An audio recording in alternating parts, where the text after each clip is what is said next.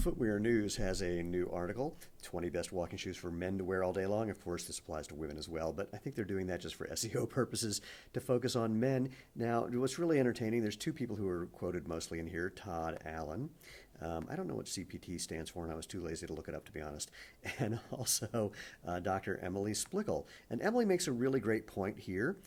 She says there's different opinions. Some experts will say structure is better, others say more minimal is better. And she's a big fan of barefoot style, and we'll see which barefoot style she recommends in just a bit, because she's saying basically this can help strengthen your feet and ankles, which can control overpronation or flat foot, etc., etc. And then this is really entertaining.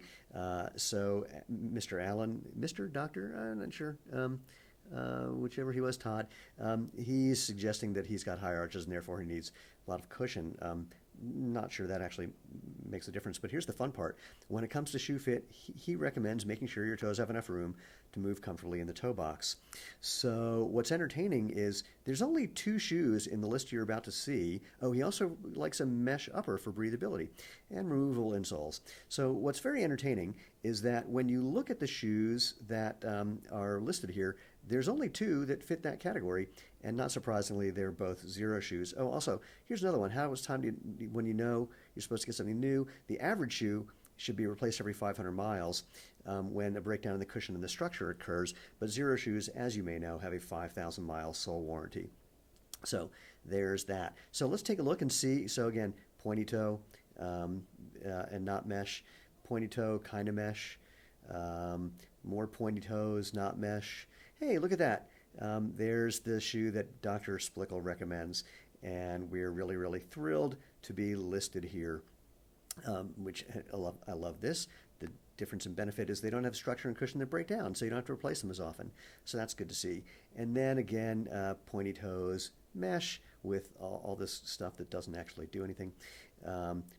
Pointy toes with all this cushioning that actually interferes with your foot's ability to send information to your brain about what it's feeling, so your brain knows how to control your body. More pointy toes, kind of a mesh, that's the same one as before. More pointy toes and a whole elevated heel, which can mess with your posture. More pointy toes, and again, I don't get that at all. More pointy toes, and research shows that this stuff doesn't do anything different than any other kind of cushioning. And then the classic gel Cayano, pointy toes and big elevated heel and a relatively stiff sole. Same thing with the Brooks Adrenaline, same basic shoe, and the same Brooks Ghost, just a little lighter, same idea. Hey, here we are again. The Hana, although spelled incorrectly. But this is great because, of course, it is talking about how you can wear something like this at the office. Slippers at the office, count us in. That's a great line.